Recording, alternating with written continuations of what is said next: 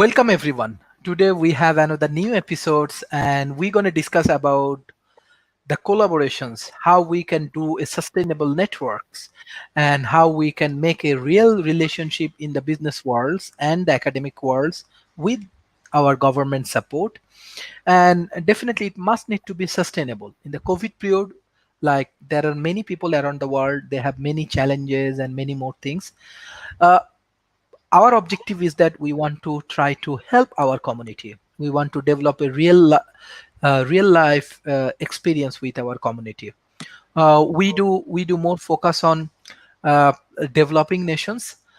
Beside that, we have many contributors from the developed nation like USA, from Asia Pacific, from Australia, from Europe, even from Africa. So let's start a discussion for today's sessions.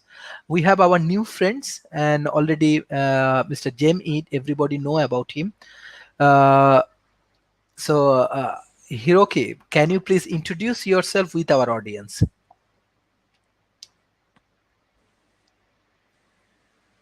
Hiroki, can you hear us? We're asking you to introduce yourself. Yeah, I can.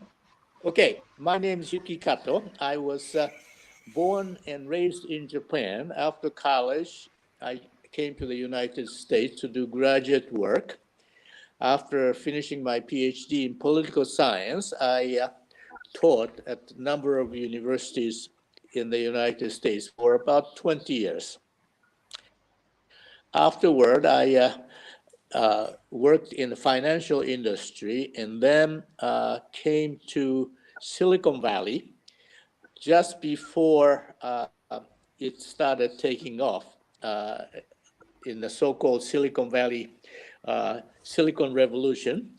And so I was involved in some of the startups in a very early stage of Silicon Valley activities. And I retired in 2000. And so I've been retired for a long time. That's briefly my background. Great. Great. This is important because we need different cultural people.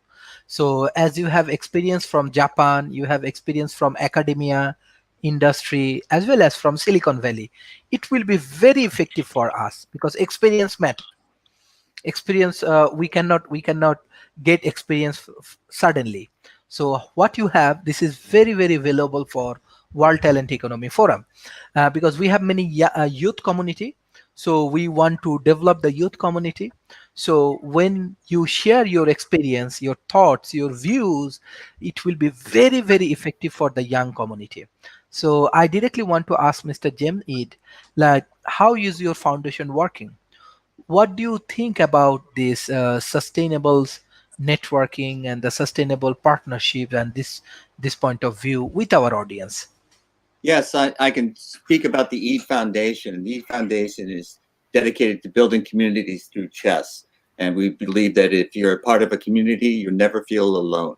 So this is the idea behind the Eid Foundation. And since it's a chess foundation, we try to develop programs for countries or people that cannot afford equipment. We send them equipment. If they cannot have instruction, we can send them instructional materials.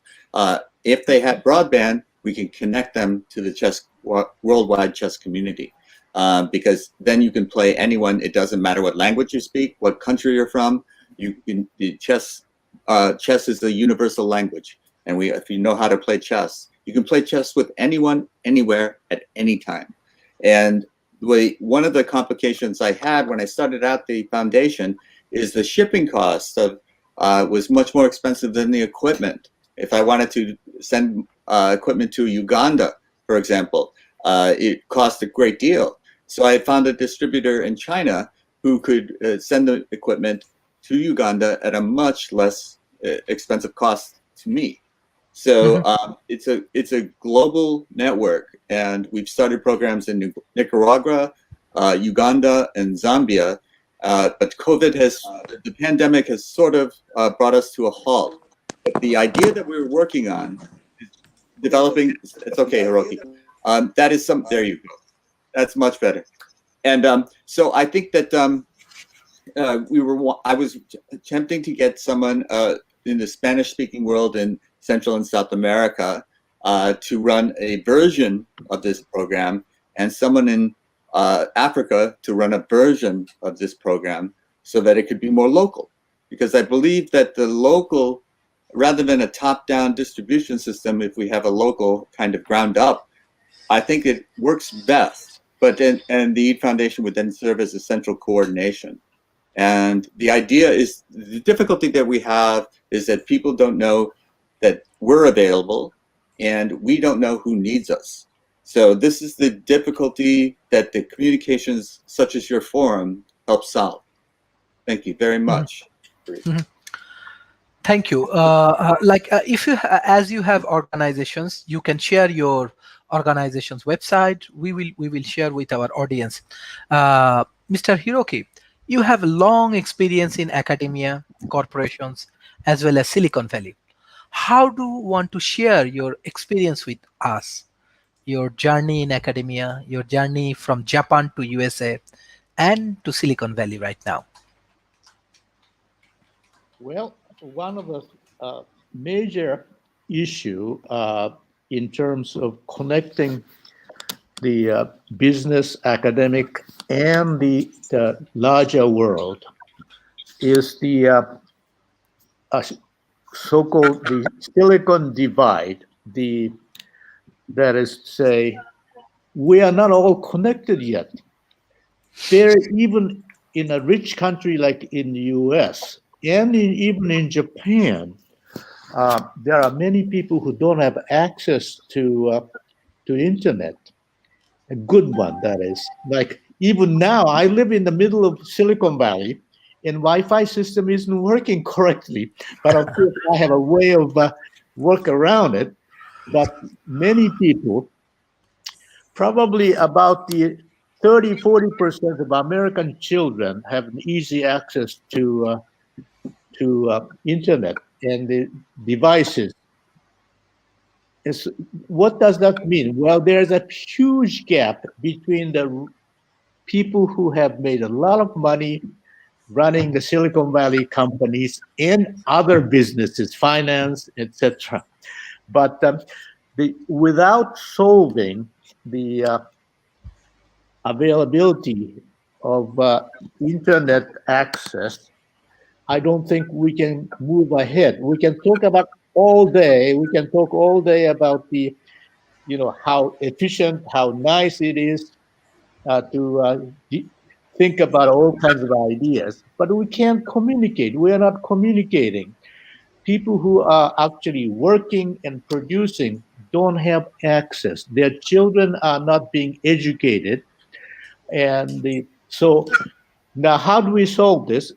One very basic idea I have always had is these people who have succeeded and have amassed the wealth should be responsible for paying either via tax or some system to make the devices available. After all, if these people don't have the access to the internet, to digital world, the rich people too eventually will begin to suffer.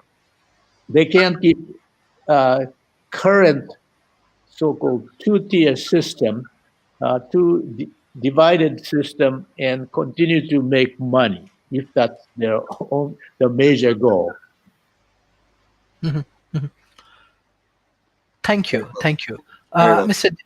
Thank you, Mr. Jamid. Like you have very interesting experience from your chess. So how your chess community actually making a collaborations with the global community? Even you are doing work with this like African communities and other countries as well. How it works? What's happening right now? We have systems that are available all around the world, available to anyone who has internet access.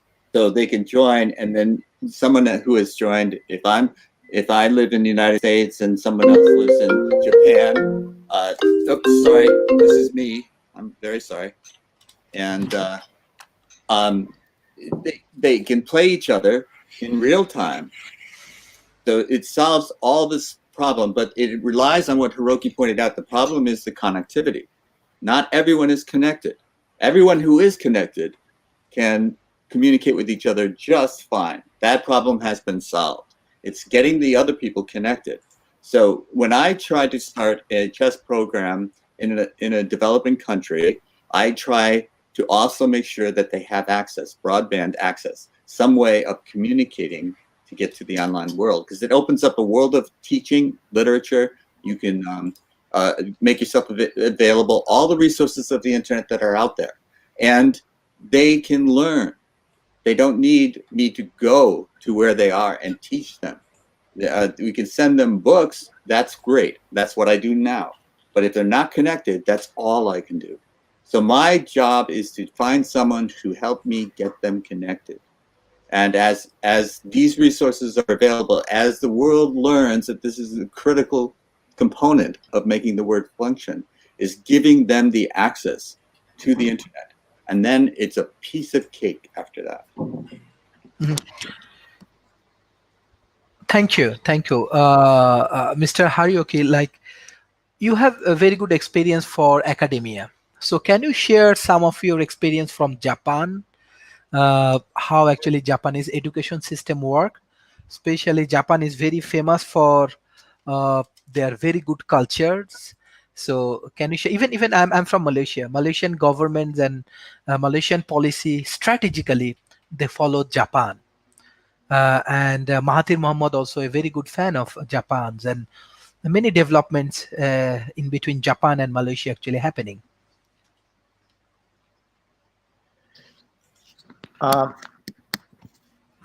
Somebody once said many years ago that what is the strength of Japan? They said, well, uniformity and the collective approach to things. And then somebody asked that, what is the weakness of Japan? Collectivity and too much discipline. It's two sides of the same coin. But one of the things, one of the areas Japan has succeeded is to give a very standardized, uniform kind of education. There is no such thing in Japan where high school graduates cannot read or do math, basic math. The Japanese education has aimed their goal to sort of a middle mass, not the very top, not the very bottom. If you are not doing very well, teachers, families, communities would do everything to bring you up to the average level. If you are very talented and very creative, they are not being paid attention to. I'm obviously exaggerating and simplifying the structure. But to support this kind of idea, the educational and social structure is such that, for example, teachers anywhere in Japan are paid equal salary.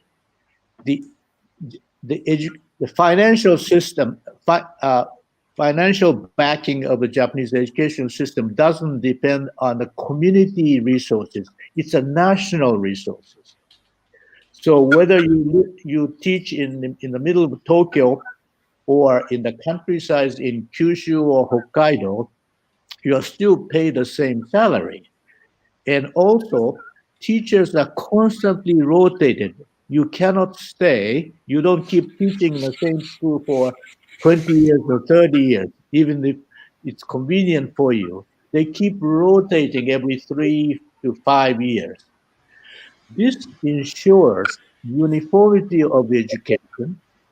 And as I said, it's aimed squarely at the middle class, middle level, the middle mass. It doesn't favor the talented. That's what the American system and to some extent many European systems are. And so this is the reason why, as a result, some of the elite American schools, and especially graduate schools, are the breeding ground of the most creative, energetic idea at the expense of the lower class and even some middle class. So uh, if you obviously you do need to foster the talent, you do need to honor or you cherish the creativities in order for the society to go ahead. But on the other hand, you cannot emphasize the talent and creativity at the end of majority of the population. Thank you. Thank you. Thank you. Thank you. We have our another guest, Dr. Churchill. He is a very famous speaker for World Talent Economy Forum, and many times he come up with a very different idea. Sometimes he create a lot of argument, and sometimes he come up with a many interesting idea, which is really interesting, especially for the youth community. And I get a very good response from the youth community, and they want more like Dr. Churchill. Yes, they love Dr. James, and definitely after today's sessions, Mr. Harioki, definitely people love you. Dr. Churchill come up with the different idea always. Hello, Dr. Churchill. How are you today? Hello, I'm quite well, and thank you so very much. My tardiness is only due to another engagement earlier. Our days start very early here. I'm on the Pacific coast of the United States, and as you know, the time now is 7:20.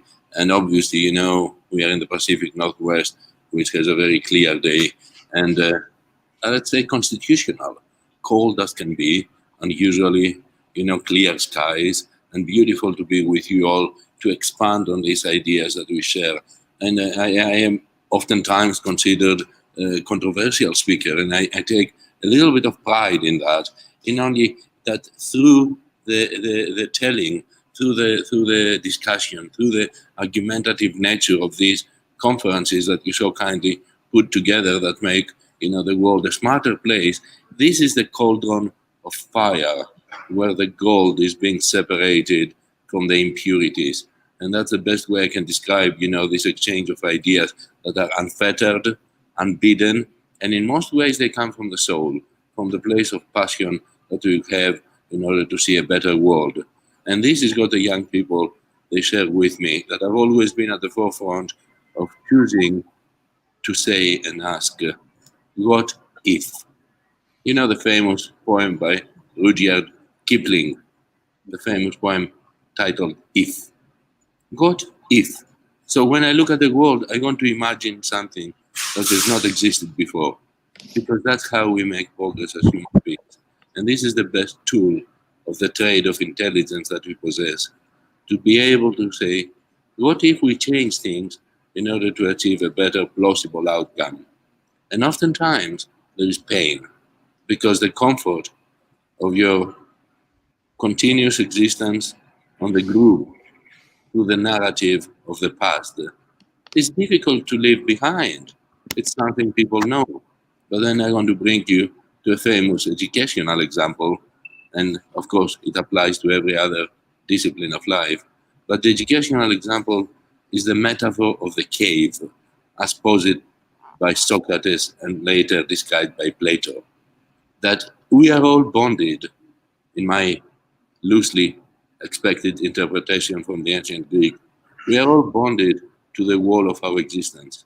We are all in bondage to the way that we understand how our lives have been and how they will always ought to be. And when someone comes who stirs things up and says, there is some light out there that we are not receiving, and there is a possibility of change that you are not addressing, and they are certainly not taking the benefit of freedom to experience the sunlight unfettered. This is who I am.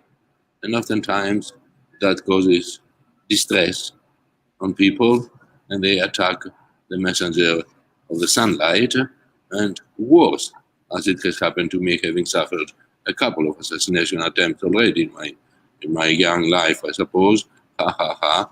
But reality is that if you look how the cave paradox of Plato and Socrates is described in the ancient books, you will recognize that even though the outcomes might not be always positive for the messenger or the peacemaker in this case that I like to fashion myself as, the outcome for the society can be quite positive because we are pushing ahead. We are moving on from what we had as a standard into the future equilibrium. And I believe truly, and this is evidence in my last book, that we do experience life as a species on a dynamic equilibrium and not on a static equilibrium. And that makes all the difference. So let us always try to replace stasis with action and dynamism to go forward in our educational environment, in our capacity to see the world as a participating universe, not as a passive resting place in stasis that does not allow human beings to evolve. So since we are known for our evolution, and I think most of us would agree that any which way we evolve through creation, through any just processes of design, of intelligent design, or pure creation, in a scientific sense, it all manifests one thing, that we continue to evolve, we continue to move. And any species that does not, well, pretty soon it gets to be extinct. So on the long term, action, dynamic movement are positive. On the short term, they can be a little bit painful. However, I will always take the long-term view in the interest of my children and your children and the children of our children, as opposed to take a personal view of comfort. And if that means that we sacrifice a little bit of our comfort and, we do not mind it so terribly much because the future is our business. Thank you very much. Thank you. Thank you. I want to take a specific questions from our audience, and that's why that is the issues that I'm sharing our World Talent Economy Forum website, because we are targeting SDG, our target to achieve sustainable development goal. So for that particular issues, we can analyze, and there is a specific questions that Onika Sham, she asks, what are the actions that can help a country for the sustainable development goal? So from our website, I'm sharing the sustainable development goal. But beside that, I want to take some point of view from Mr. James, then our new friend, Mr. Harioki, and Dr. Churchill. Yes, Mr. Jamid. Yes, I just wanted to briefly respond to very eloquent statements by Dr. Churchill, in that my understanding, which is very inadequate, of Plato's cave metaphor, was that the sunlight was behind us and they were casting shadows on the cave wall, and that we believed the shadows to be real. And what I have experienced recently in the United States is this yearning for the stasis of the past. It was an imaginary stasis, and because they thought that it was good then. So why can't we return to that? So instead of thinking of the discomfort, experiencing the discomfort of forging the future, we wanted to return to this imaginary, illusionary stasis of the past.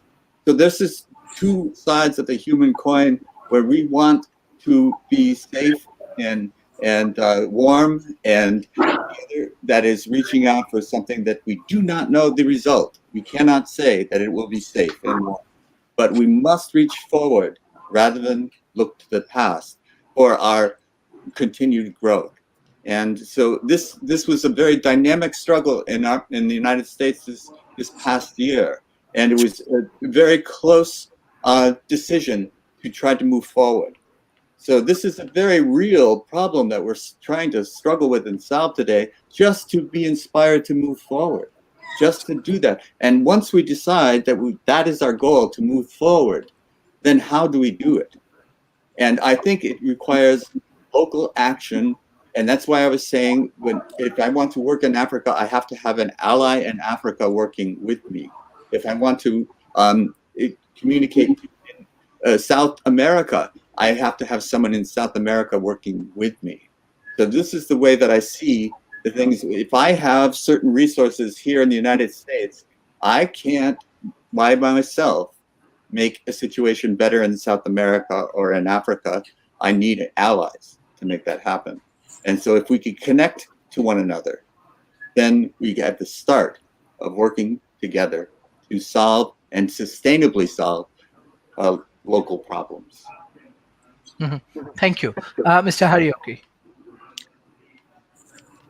Well, we were earlier talking about the connectivity and accessibility in terms of the internet, but in terms of thinking of the sustainability, we need to be connected. That is, the developed countries and developing countries has to be actually organically connected to accomplish things. Well, of course, like air quality. What happens in the U.S. In terms of industry, of all kinds of economic activities, affect the rest of the world. What happens in China affects U.S. and everybody else. And that is, we are in that sphere in terms of sharing the nature, in terms of sharing a planet Earth. We are connected. That is for good or for bad.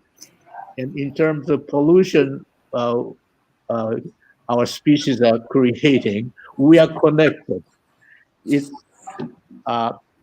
so in other words, one country cannot solve our ecosystem issues by itself.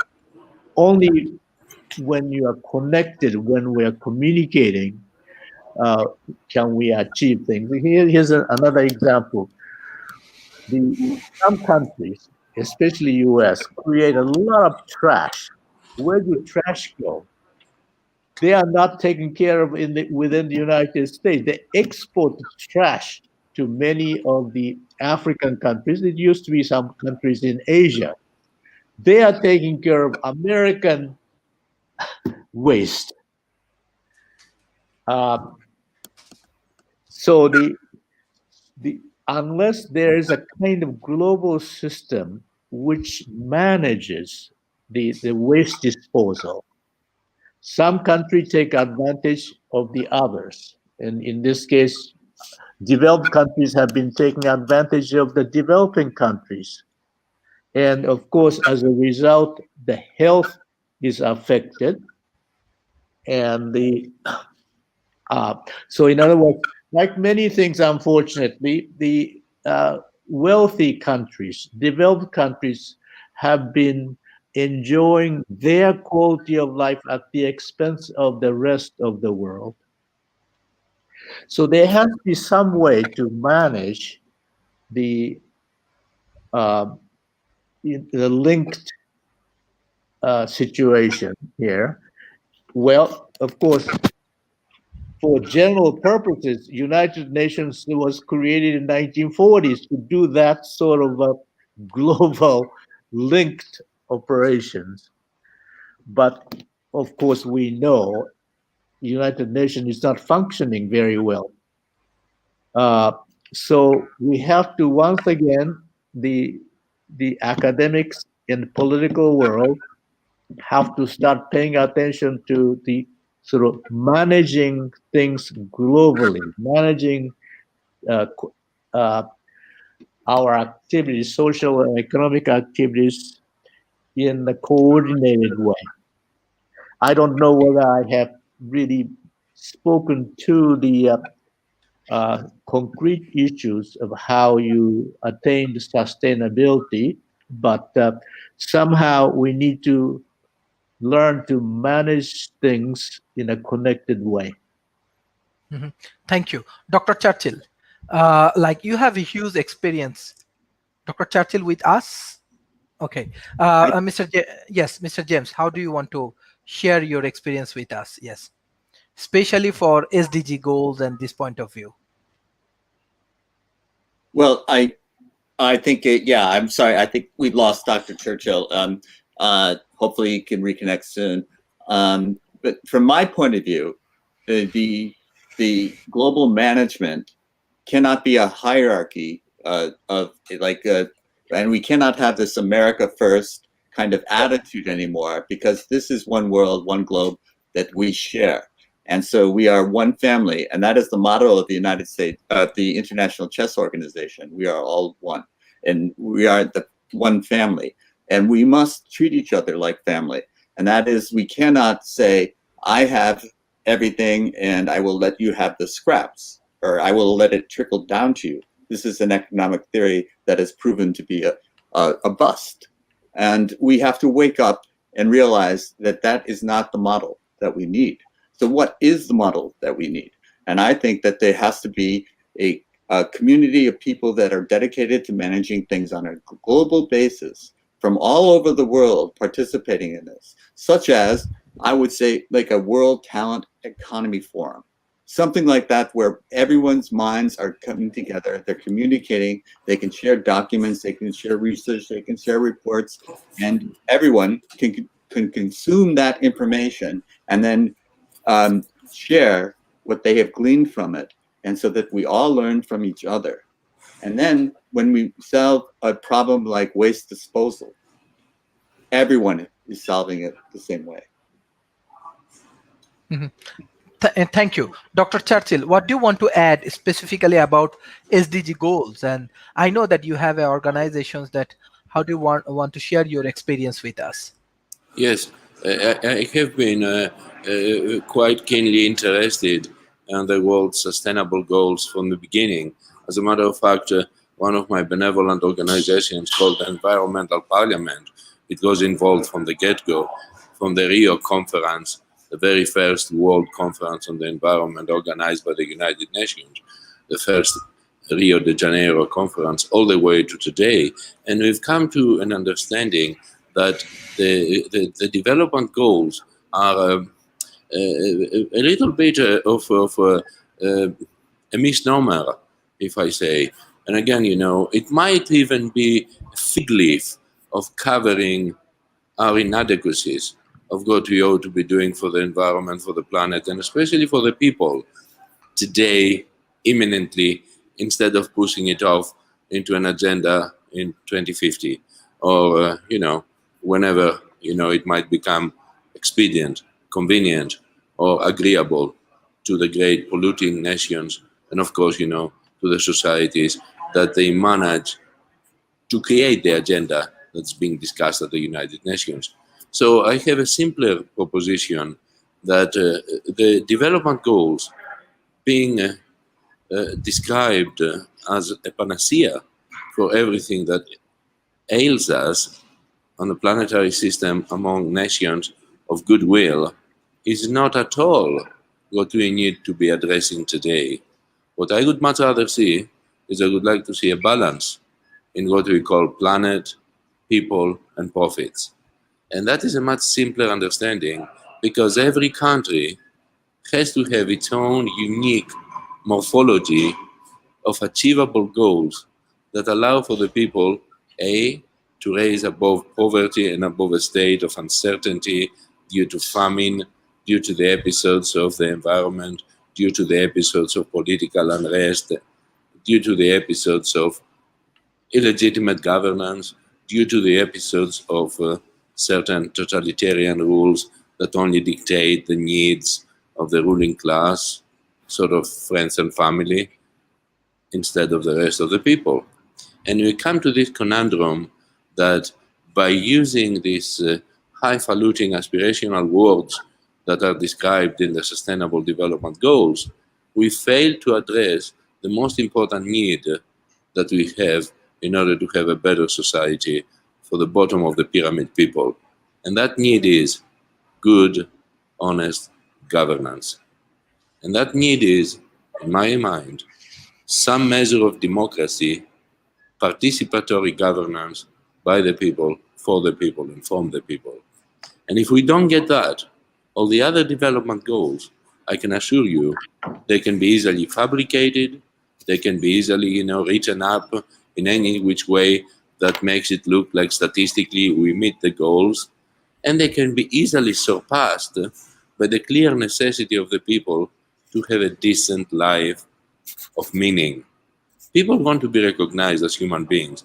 People want to have a family that is safe from malaise. People want to have a roof over the head of their kids, enough food on the table, shoes at their feet, and modicum of love. And we are all the same in that one. And this is not ever being part of the Sustainable Development Goals because I guess it sounds too poetic. It sounds too romantic. But it is not.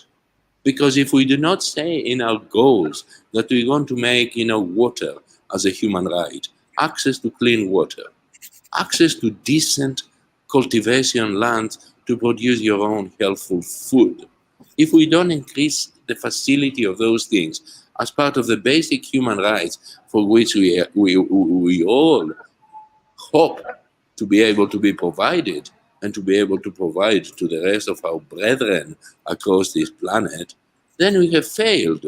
So I do see that we kind of put the buggy before the horse. So before we go to the simple statements that the World Development Goals enter, we must simplify in three simple things: people, planet, and profits in that particular sequence. If we take that, then each development goal that is shown to be relevant to it will be easily accomplished because we have a reference point. I hate to say this, but when Moses went up on the mountain, our Muslim friends will recognize this as Jebel Musa. Otherwise, it's a place in Sinai, Mount, Sinai. And he went up there. The God didn't give him 25 or 100 various goals and promises to achieve. He just gave him 10 commandments, simple enough that even those, they were plenty, for people to remember, and they usually fail 5 because most people can handle 5 at best. 5, maybe 3. So I'm trying to keep it simple. And if I were to advise Moses, and the good God to give something, I would say give them 3 commandments they'll be able to keep. Once you go past 3 or 5, you go 10 and beyond, well, none of that matters. So people are today preaching against the idols because they've forgotten the 10 commandments. They've forgotten, what I would like to offer. 3 simple commandments. Take heed. Put the people ahead of everything. Put the planet ahead after people. And put the profits at the bottom of that staircase. 3 simple things. Everybody can remember them. I came up with them in order to be mnemonically correct. They all start from pi. Happens to be my name too. No, not that that has anything to do with it. It's not part of it. It's just my awful joke. But remember, people, planet, and profits.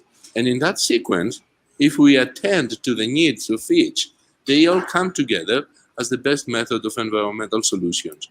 Because I suggest that nobody can remember all the sustainable development goals that various bureaucrats they want to make the world perfect. It will not happen. I want people to be taken care of. I want to make sure they have clean water, access to sanitation, and access to good food. And once you deal with that, then the rest start falling in place because the people also demand good governance. And they would necessitate to have a good representative governance. And guess what? If we all start cleaning up in front of our own house, the whole world will be clean. So that comes to the issue of the planet. And the planet is very important because it's our home. It's the sustaining cradle of our civilization and of our species. And of course, it goes without saying that people who are free to think for themselves, they take very good care of the home. And then as far as the corporations, the rich people, the rich governance, and of course the wealthy countries, they can take care of the profit situation in a much more logical way if they understood that there is 2 primary responsibilities that come ahead of sharing the profits and maximizing those profits for the shareholders. Because the shareholder, even of a corporation, even of an entity, that just has a trade in a particular resource economy, it is for the benefit of the people primarily, not just the shareholders. So it is misunderstood that today's, sustainable development goals, they rely primarily on large corporations to sign up on something called the Global Compact. And once they sign up, they support, the actual implementation of the Sustainable Development Goals through the Global Compact, which is, again, nothing but a fig leaf in order to give credibility to the corporations that, hey, we are doing the best we can. Look, hey, I'm participating in the Global Compact. Look, I'm promoting, the World Development Goals. Look, I'm perfect. Don't mind that I'm polluting, the Arctic.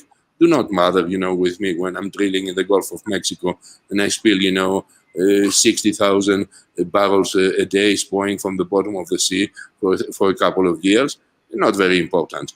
I subscribed to the sustainable goals. So I would like us to get past that. It's a nice idea. It's wonderful. It makes for great conversation, but we have not seen any value come out of it, in the last 23 years. And I suspect we will not see very much coming out of it unless we simplify and we focus to what we can achieve. If you wake up in the day and your list, of what you have to achieve says you got to achieve 25 things, you're going to give up, and just go have another cup of tea. But if it says 3 little things, mind those things through the day and everything will evolve. So those would be the gigantic steps for tomorrow. And again, if there is a global compact that we can all agree to, I would suggest that global compact should be people first, the planet second, and the profits third. Because as people, if we do not experience a healthy ecosystem within this planet with some measure of economic growth, well, we have failed our existence. So that's my thought, and I hope that you will remember me with the 3 little pies. It also has to do with the pie of intelligence, this incredible number that brings things into the measure of the humanity, 3.14, etc. But pi is not part of that equation. It's just simply people represented by the people themselves. Planet represented again by all the people themselves. And profit represented again by all the people themselves. It's not different than my intellectual mentor, Abraham Lincoln, referred to, than what Jesus Christ referred to, or the first ancients, referred to. Governance by the people, for the people, and from the people is God shall save this earth. Nothing else. Thank you. Thank you. Thank you for your, yes, Mr. James. Yes, I applaud Dr. Churchill for that sentiment, but I want to throw a little heat into the crucible because the idea of the governments being, as Abraham Lincoln once said, I question that because democracy in that nature is a very rare thing in our history. Our history, for most of our history as a life, since we've started civilization, has been governed by tyranny. And how is that going to change? How are we going to become governed by the people, for the people, from the people, when our history says it's tyranny that rules? Yes. I would suggest my friend James, whom I very much like, seeing, how you play chess and the chessboard on the background of your thoughts is that, as you know, the first move into which the king and the queen are supreme, well protected within the background of the peons, it quickly changes into becoming, pretty much the exposure that when you lose your peons, you lose your game. So yes, we've started someplace, but we have aspirations to go way further, and democracy being this amazing experiment that started in Athens, Greece, 2,500 years ago, of course, it's still an experiment. More people live today under tyrannies, I would agree, far more people than what they live under democratic rule along this earth. And even a lot of our democracies, they're again, only in the name and not in reality. So I have, as I said earlier, hopes and dreams. And I would like to say, what if there was a day that most of our planet was led by democratic governments that would allow people to grow and mature and take care of the business the best way they see fit. So I would hearken for that day, and I would hope that that day would be when we would all be sharing in this victorious path of a democracy that helps people uplift themselves. Because without uplifting our people, I don't see what is our purpose on this earth. If we are here to be stagnant, I want to be no part of it. Because obviously, if we were to be stagnant, I don't think we could have received so many messages from so many great teachers throughout the ages that prod us, that push us to follow these simple commandments, to better ourselves, to come closer to God, to become more like how God would want us to be. So let's follow the divine spirit within us and forget tyrannical rule and hope and understand that the future is what we have to address. And the future will always be in the balance of the universe, seeking the light. The future will be a future of justice. The future and the arc of creation will lead us to a place into which we will govern ourselves ethically, morally unimpeachable, and above all else, in a beneficial manner, not for ourselves, but for the others, as good, altruistic human beings that we hope to be. And I say, may that day come well past my lifetime. I do not mind, but I will be working every day for that day to arrive. And even if I'm not there, I hope you guys, will send me messages of how well it turned out. God bless you and thank you. Thank you. Thank you. Professor Harioke, what do you want to add specifically about this SDG? There is specific questions I want to take from audience. Noor Fazrin, greetings from Malaysia. We feel honored for your presence and contribution. Do you think these goals can make a nation successful? Thank you. I think it's about SDG goals. Alea also has same question. Why the sustainable development significant for the developing nations? So yes, Professor Harioke.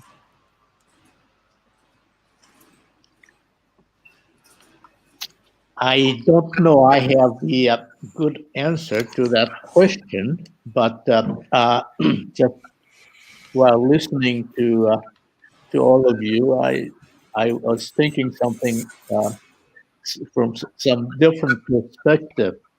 We can talk about democracy. We can talk about uh, historical change that occurred from tyrannical tyranny or totalitarianism to democracy and so forth.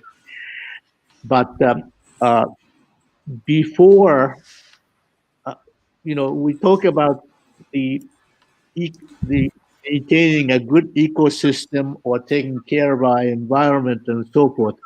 In one sense, these are luxurious thoughts because there are still people in this world who are suffering from food insufficiency and no guarantee of health. Dr. Churchill mentioned the water. Well, if you don't have water, if you're suffering from food insufficiency, if your health is not um, sustainable, or if you have a poor health, you cannot think about the political system or even the educational system. That is to say, we have to address the hierarchy of our species needs. The most basic things, of course, are food, and that includes water. If you are if you are sick, you cannot think about the educational system or political system or nice sort of a developmental scheme or management or anything. You have to, you have to address your own, shall we say, animal needs. That is basic life. And, and we still live in the world where these things are not assured. And without addressing these very, very basic needs among the hierarchy of things we need to address, we cannot even begin to talk about it. And how can we do this? Well, we have enough resources in the world to address that. Uh, somehow, I feel that we are still living in the world today where to many people in this world, the discussion of ecosystem or environmental sustainability and so forth is a luxury. It is a very important issue, but to many people, this is a luxury, and that needs to be addressed first. And we have resources to do that. I agree. I Yes. agree with your statement, Dr. Keto. I agree with you fully. It is oftentimes a misnomer to try to go for the great things, when we still need the obvious. However, I must say that it would also be a missed opportunity in this lifetime to not go for the greatness of the spirit instead of just the greatness of the body. And most people, and I've seen people at the direst straits of life, I've seen people now dying, and dying with such a way, with a certain level of magnificence, knowing that they're going to a better place. And it happens unfailingly to all of us. Whether we get the enlightenment, during the lifetime by understanding the purpose why you are here, or whether not, the reality remains that at some point we will get it. And that is probably the point for most of us when we exit this mortal coil.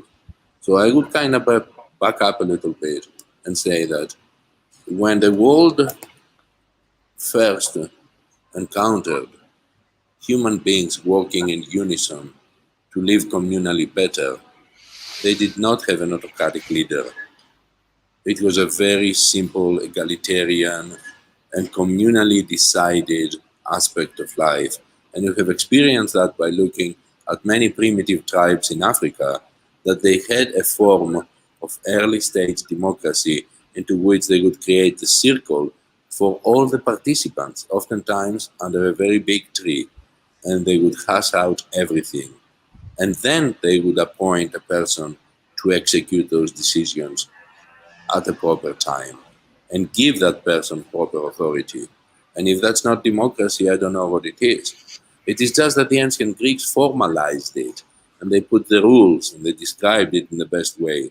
But we have seen at the earliest level in hunter and gatherer societies from the anthropological record that they operated as the very earliest stages of democratic rule. So I would say back that these people, they knew how to take care of themselves. And you have the Yamamono Indians of the Brazilian rainforest who have been, the same way, pretty much untouched and pretty much unspoiled by our civilization. And they maintain that level of leadership. And that's how they manage to have food for everybody, instead of totalitarian governments into which the top 1%, they eat everything, and the rest of the people, they might as well starve. We see that in America because difficulties today, they expound the differences and they propound these inequities. In America, the 1% controls more than 67% of the wealth of the whole country. And the remaining 99%, they have to do with almost 33% of the wealth of this great country. And of course, you would say, well, what does that matter? These are, bits and pieces on the computers that show the richest people of the world to be, Bezos and some other, multi-billionaires who are in the tech industry. I would say it matters because who controls those economic interests actually controls the fate of the people who are relying upon this economic interest to survive. So let's step back and understand that although democracy, the way I describe it, and the way that the ancient Greeks described it, is a fairly recent innovation in our human existence, and that means 2,500 years at best. Let us go back and say that from the earliest times, when people came together in a community, the method of governance was a democratic one. So I would say this is a primary need because only when you have all the people taking decisions, they understand that everybody must be fed. So when you are hungry, I would suggest you should look to band together with a bunch of people to create a community that's going to share the food equitably.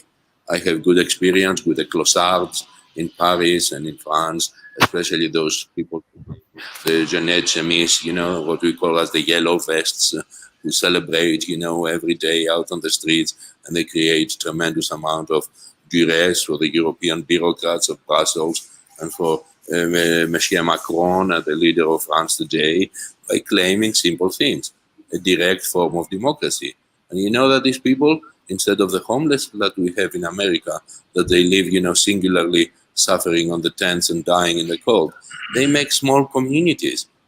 You don't call them homeless community anymore. Once you have, 100 tents with a local council managing, it becomes a commune, a good commune, not a communist commune, not a vegetarian for all, just a commune.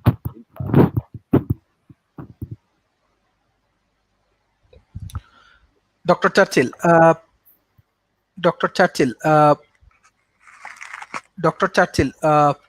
Your audio is gone. Apologies. Okay, thank you. I think now is better. Yes. It's just, I just said that these communes, these communitarians, these communards, if you will, in France, they harken back to the ancient peoples, they have a direct democracy, and the primary care is that take care of the people's health, take care of the people's nourishment, and then strive for public communal leadership. As a group, without a recognized leader, they purposefully choose the yellow vests to show up without a recognized leader in order to avoid even the possibility of a totalitarian ruler arising due to populist demagoguery. So we do see these examples coming up by themselves, springing up from the earth and being very successful, because the yellow vests in Paris and in over France, they were the ones who were able to rein in the authoritarian tendencies of Monsieur Macron and of the unelected bureaucrats of Brussels and the European Union, who try to be the totalitarian rulers and to enforce everything for those very people. They managed to stop the fuel taxes, that they hurt the economy. They managed to agitate against, the terrible lockdowns. They managed to have a celebration of life above all else, because they feel in community. They feel taken care of.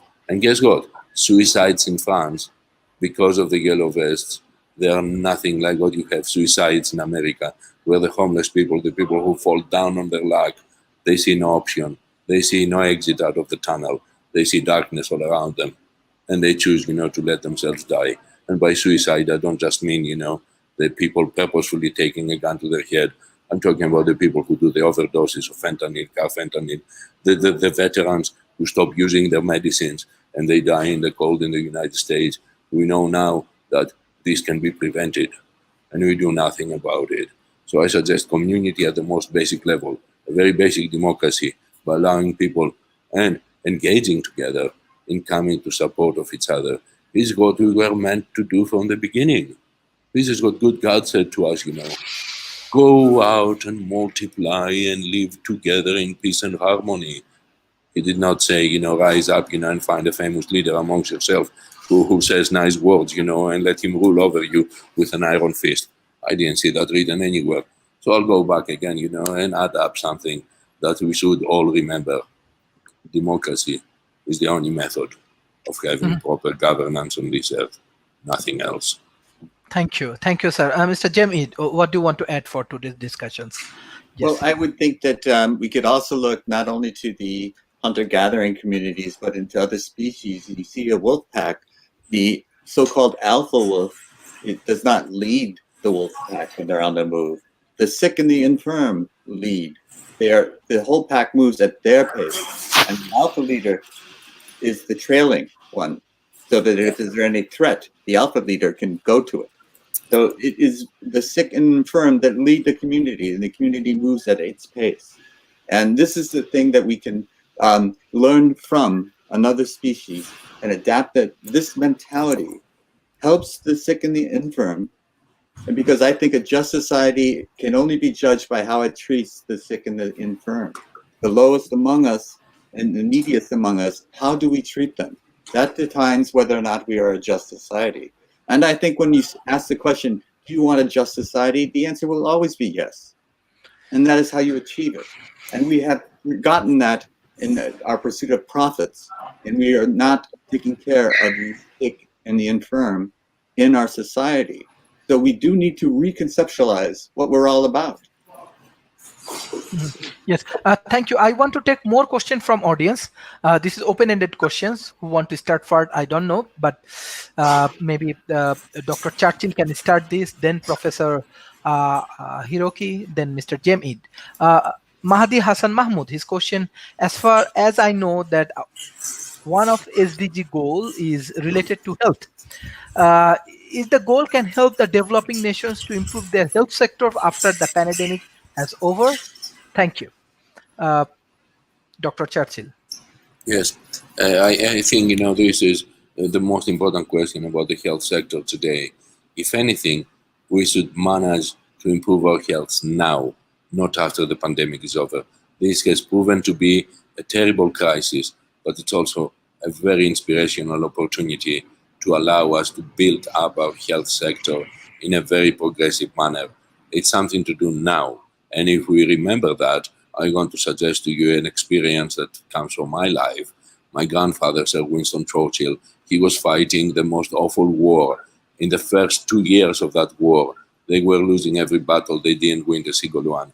And yet, in the midst of the carnage, with so many people coming back hurt, maimed, injured, and dead, he created what we call the national healthcare system, because he knew that if the war ended and we had not instituted something to take care of the long-term effects of the health of the population, he would have failed in his position as a prime minister. And he wanted to take care of all the people. And during the wartime, he could find no objection from the lords or the Tories or the other, people who have good healthcare for themselves and they don't care to have healthcare for the people. So he opened up all the military clinics, all the temporary field hospitals and everything else to be maintained after the war would end it. Not that he had any assurance that he would win or anything, or that he would even survive, but at least he wanted to do his bit for the future, as I wish to do. Keep the people healthy, because that's the only form of national security you have. You can't even claim to have national security if you cannot take care of the health of the people. This is the number one national security issue.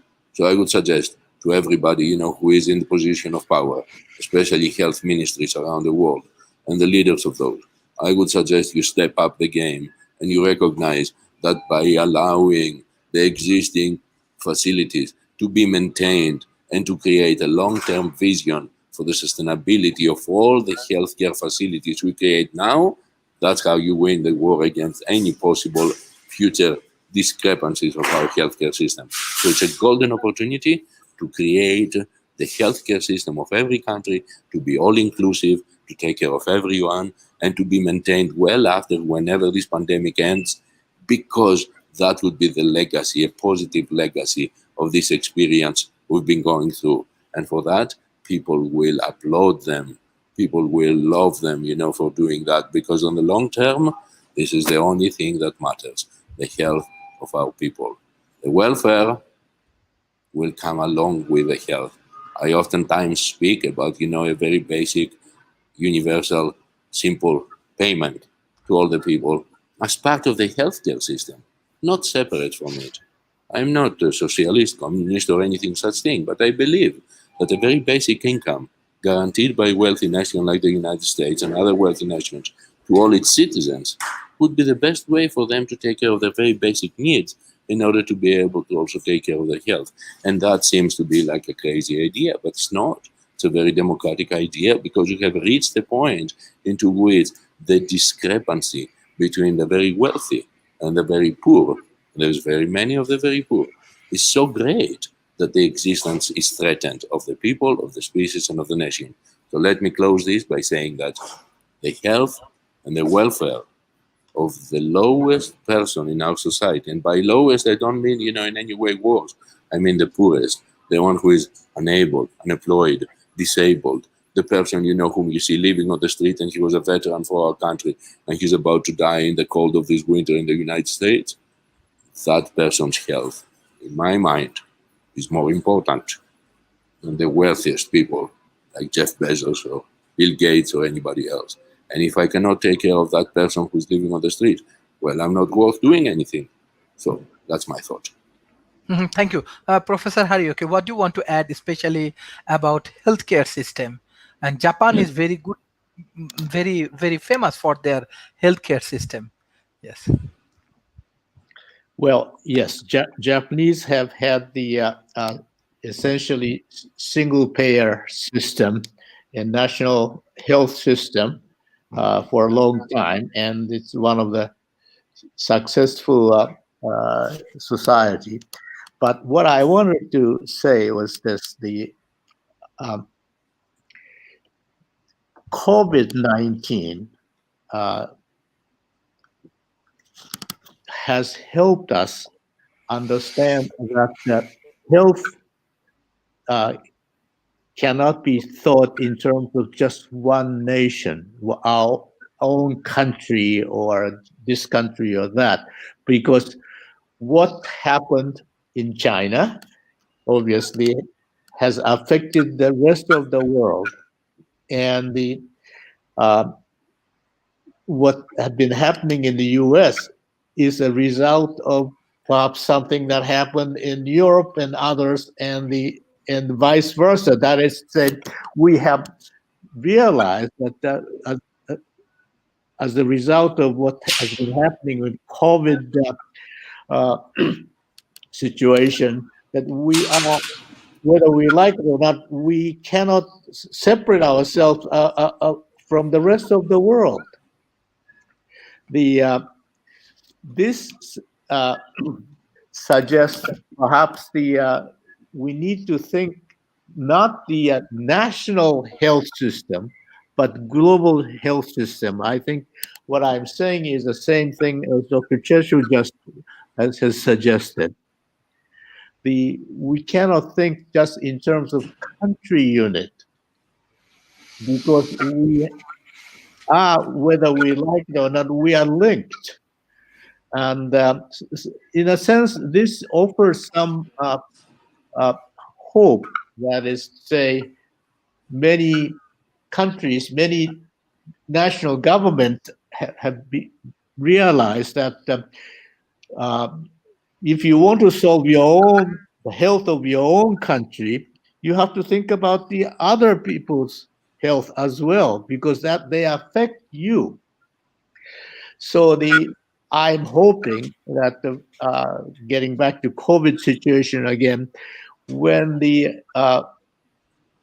we can start manufacturing a lot of vaccines, that should not be distributed only in terms of the country that have the resources, but you have to take care of everybody else as well. We right now in the United States, people are talking about how to distribute vaccines, but their thinking is only in national terms. But I hope the distribution system would develop in global terms. That is to say, who is affected most, and who is most vulnerable, who requires the protection first, and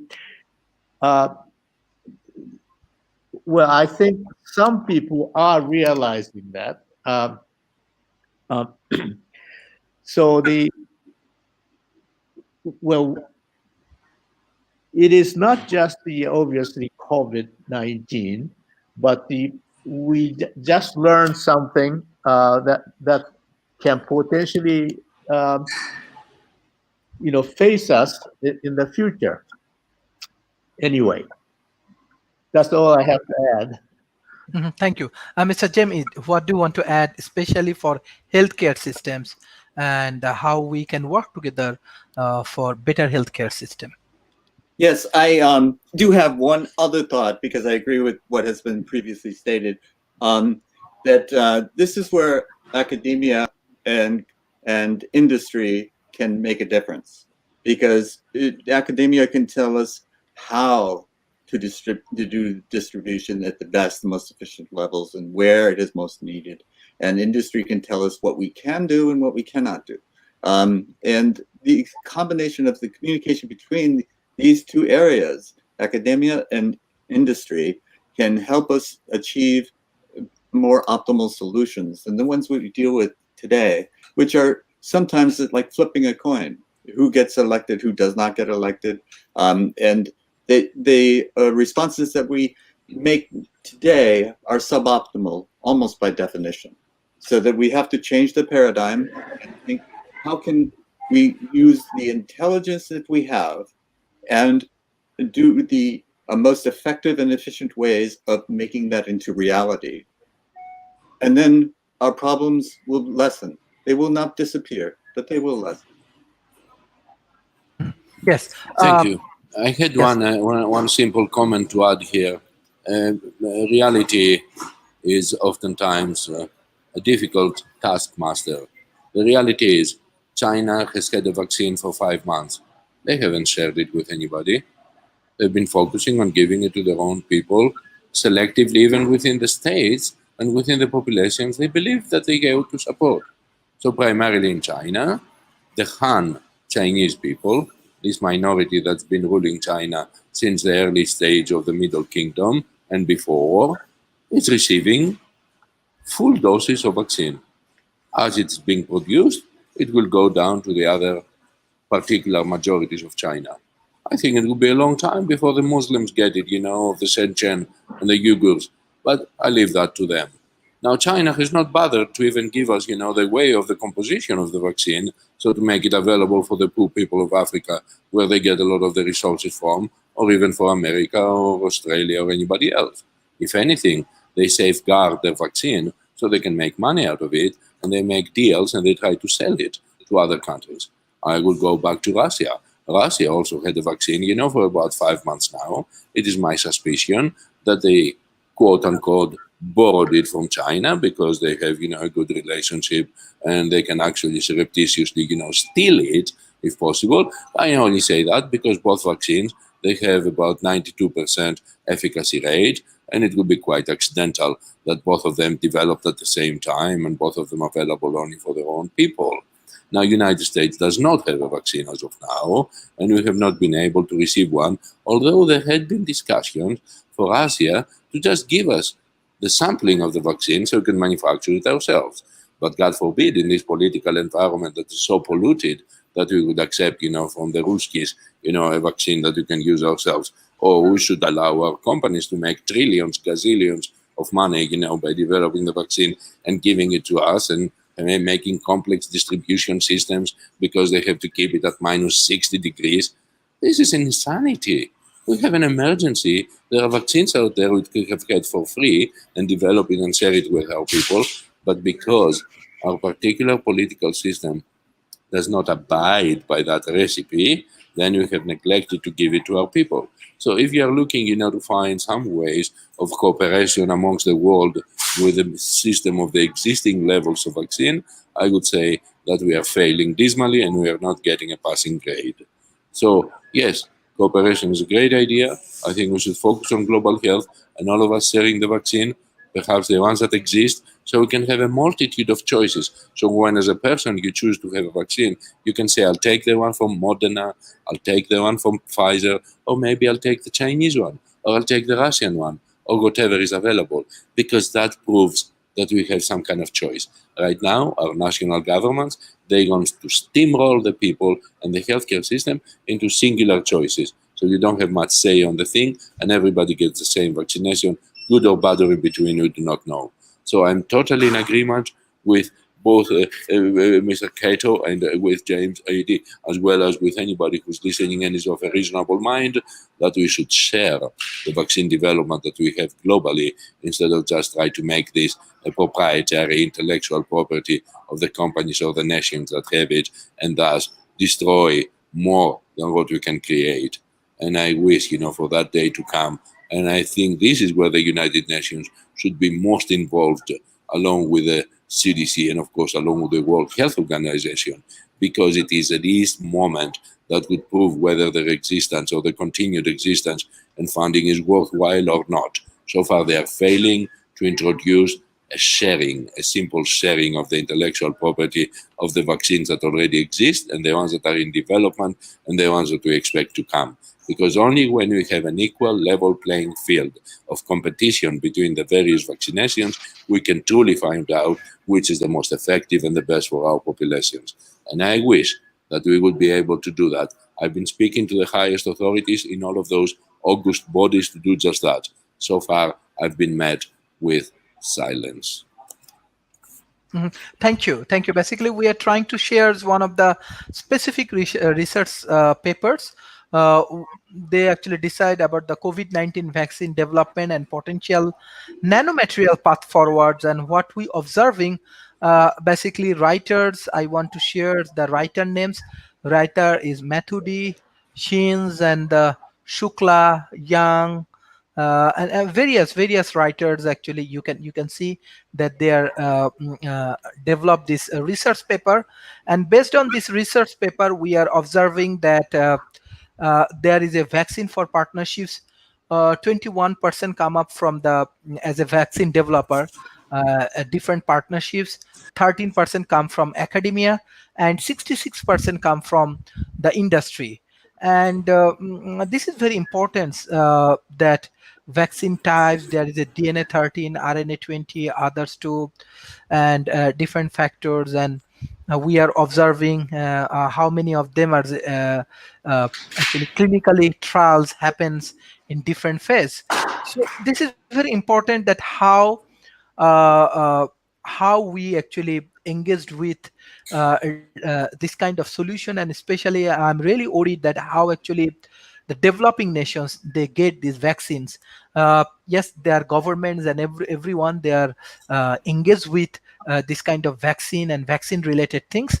But definitely we have to think that we have a billions of people, billions and billion people we have in. So how everybody get vaccine, how we can manage supply chain management, and these things, this is very important. So I think this research paper give us a very good idea about different kind of trials and vaccine collaborations and nanopractical platforms and vaccine technology. I think this is very helpful. So we can take some sort of guideline from this paper. So beside that, I think our audience really enjoy today's sessions. Beside things that our major focus is collaborations. So like these collaborations in between industry, academia, and different non-government organizations, what will be the best strategy for vaccine collaboration?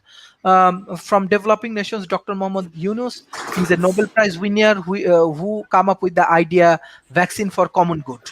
But we do not know how it will be possible. I am sure that today's our panelist has different idea for this vaccine issue, so you can share with us. Dr. Churchill. Yes, I have known Professor Yunus for very many years, and all the way back from Michael Landing earliest days, I assisted him in setting this up in the west coast of the United States. And those were heady and glorious days.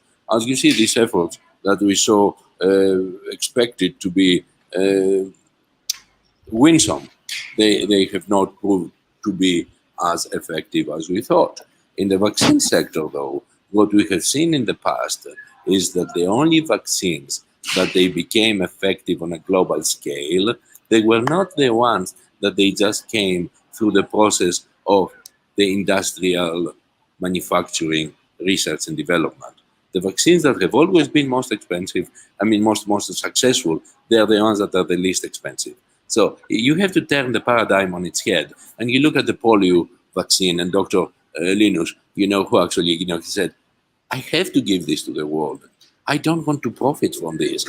And I learned that lesson early on. And I would say, we have to do this again today. We have to find whatever we have on an open platform, free of any intellectual property constraints. And it has to be shared with everybody. Because as we all agree, this is a global health problem. And we cannot keep making it our own solution only in order to deprive the others and that way gain an economic advantage. Because by definition, the capacity of owning the intellectual property of any successful vaccine, and I don't just speak of the intellectual property of the Chinese vaccine or the Russian vaccine or the various industrial vaccines that we are promoting in the West. I'm only speaking of the fact that there has to be no interest in any type of profiting or rather profiteering out of this disaster of human proportions. So I think it is quite unethical to stop considering the fact that this is a human disaster. And anybody who makes profit of it, I can assure you, they go straight to hell. Not just in the other life, but in this life as well, in my mind. So we should just make an open source development of any vaccination that's available out there, regardless of country of origin, regardless of anybody who owns the intellectual property rights, and that has to be a goal that we all share. If that is not a development goal, then I don't know what it is. Because I do know for a fact that when I developed the first medicine that can combat tuberculosis, which is extreme antibiotic resistant, the first act of kindness I did is I put it out on the internet, in open source, and then everybody said, now we can build it in our own country that suffers from tuberculosis. If I would allow the industry to make money out of it, and own those patents or the intellectual property, then the people would never get it where they most need it. Not only because it will be unaffordable, but because it will take many, many years before it gets the pipelines and all these things that we are bothering ourselves today talking about how to deliver the vaccine, how to maintain it, how to get it to the point. That is all bollocks. We don't need any of this. You just open source, the method of vaccination, and you can fix it locally in your own town, in your own community, in your own state, so it doesn't need to be preserved at minus 60 or whatever. And I think, this is a moral imperative for us to wake up and understand this is not business as usual. The pharmaceutical companies have no place right now in maintaining ownership of anything. If they want to justify even their existence, they should just become the clearinghouses for the delivery of the vaccine through their own logistical networks. Not about making money in this case, not about at all. After the Second World War, as you know, many of the profiteers during the war, they were brought up for trial and convicted. So, profiteering during a time of a biological war, of an emergency that we are facing, is not only unethical, it is downright illegal. And there is no other ways, of couching this in better terms. This is a war we are facing against an enemy, that destroys our population. We cannot be looking for profit out of it. It is our common good that we should be most concerned and suffering about. Not about whether, we're going to call the vaccine the Pfizer vaccine, so Pfizer can make money, or Moderna vaccine, so Moderna can make money, or China vaccine, China makes money, or Russia vaccine, or the UK Oxford vaccine. No longer, sweethearts.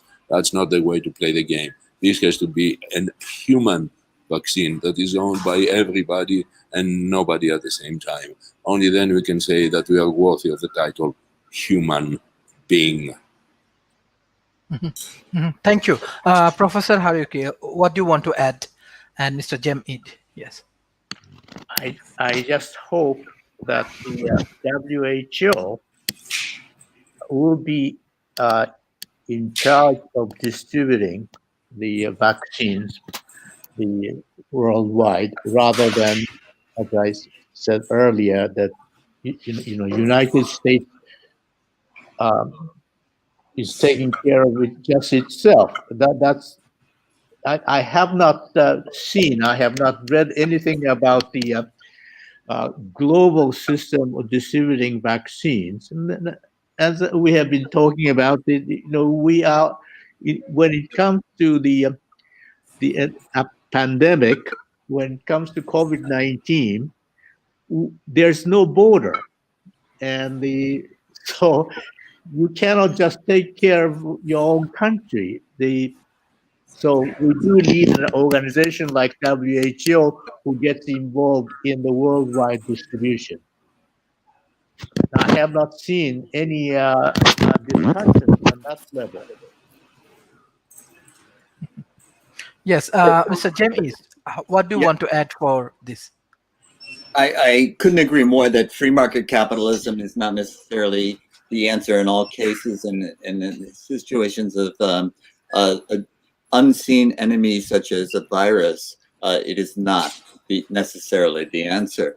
And if we look at it from a different perspective, as Dr. Churchill and Hiroki have said, I do believe that I was looking just briefly at what you presented to us, and I was struck by a couple of things. Is one, the collaboration. If I'm not correct, correct me, but it seemed like it was an international collaboration. And when they scanned what was in phase, the most recent, the closest phase to being released, it was always the non-viral, and the RNA was behind it. And I think that the non-viral is a very, very useful in terms of blunting the protein spikes.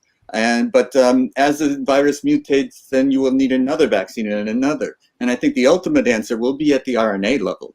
And that's lagging behind the non-viral solutions. But I do believe, I'm optimistic that there will be a solution that will, maybe the virus will be present forever, but it will no longer paralyze the host. And so we have this sense of optimism, I think, that we will conquer this. We have, if not conquer, maybe that's an overstatement, but we will control it so that we can still survive, although it may not ever be eliminated. And I do believe that this international collaboration has to occur not only at the research level, but at the distribution level as well. And whether it's through the World Health Organization, I can't tell you how it is to be managed. But it does not be based on profit, who makes the most money off of it. It has to be based on the fundamental fact that we are in this together. We are all in this together, and we all have to treat each other as though they are part of our family, our immediate family. And if I can get my hands on this, I will share it. And the idea of open source was first introduced to me through the internet, open source coding. And this is exactly what makes everybody better. Is you share open source, the information that you have, everyone profits, not just a company or two.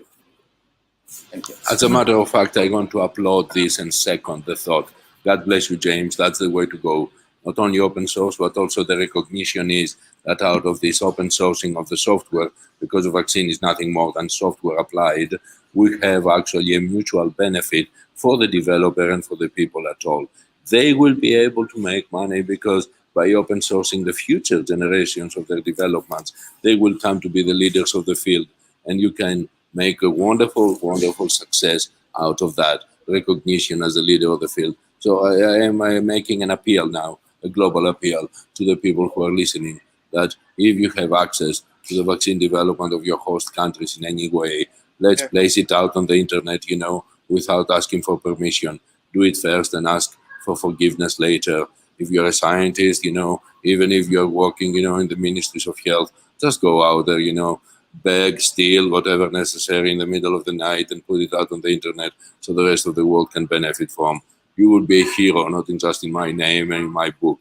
You will be a hero among all the people of this world forever and ever. And there is no greater gift you can make to humanity and to yourself than do this act of rebellion. Steal the intellectual property that is guarded of the vaccine development and share it globally. And I count on the people, to rise up to the occasion. I will recognize you, whoever you might be. And if you're anonymous, so you much, even better. So I appeal to the anonymous amongst you to do just that act of kindness for the rest of the world.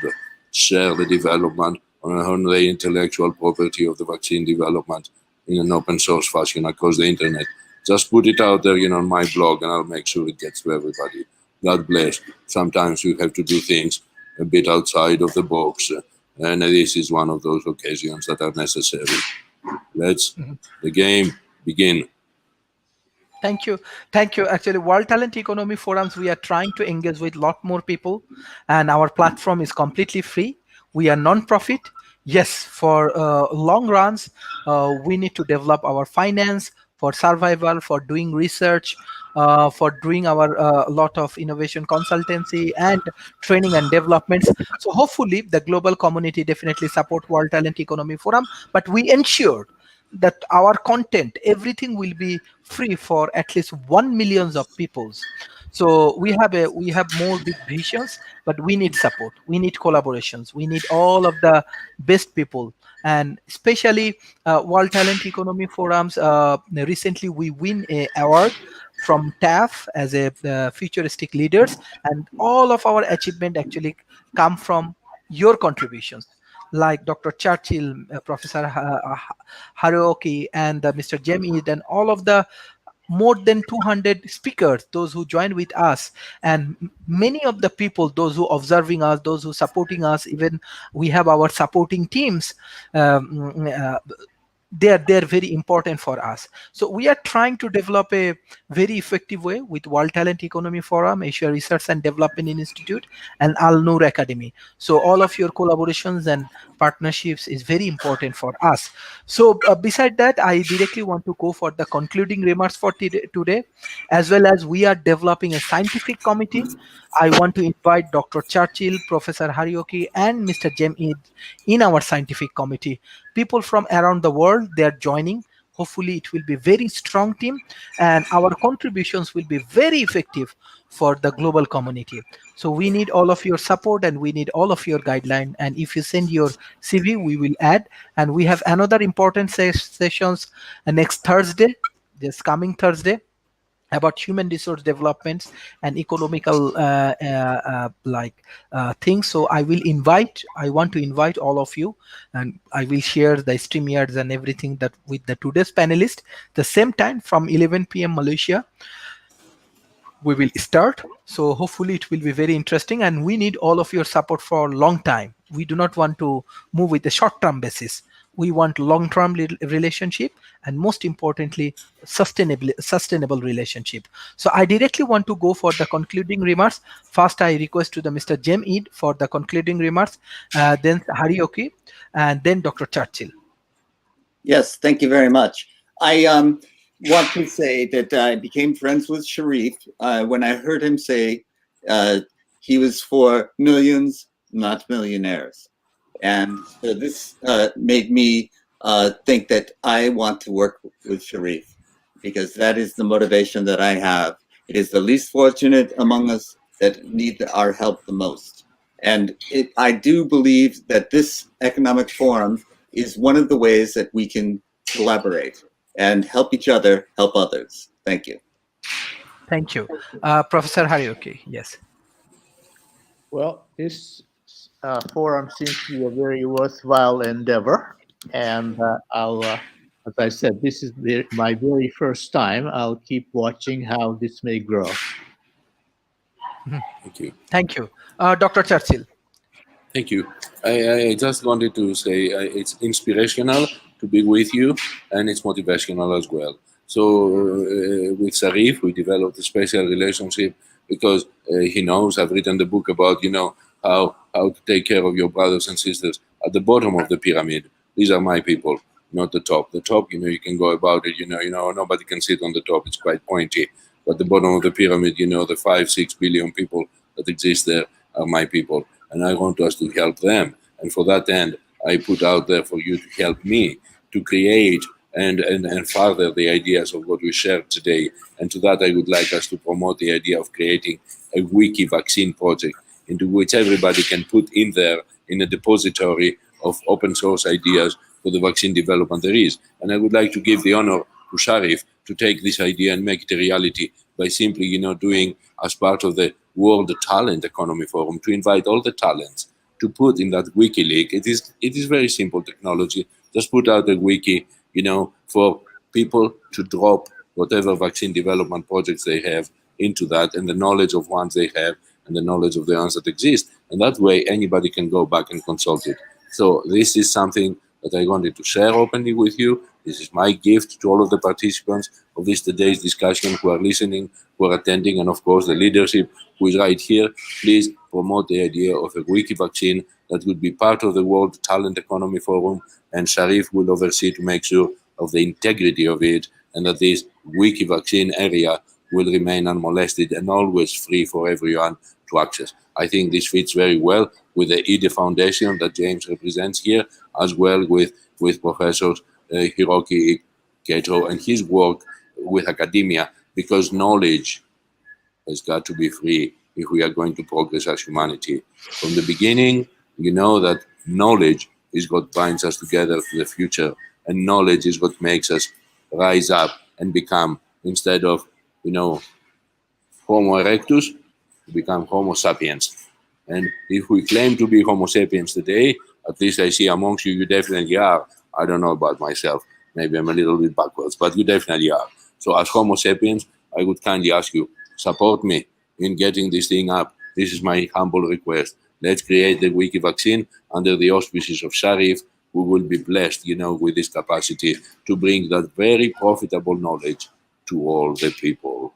God bless you, Sharif, and God bless you all. Thank you so much for having me today. Thank I'll you. see you soon. Thank you. Thank you. It's really, really nice discussions. Hopefully, the Thursday, it will be great discussions. We invite more speakers from different part of the world. And our objective, we want to reach 1 million peoples. And with all of your knowledge, all of your contribution, thank you. This is a very, very exclusive discussion for us.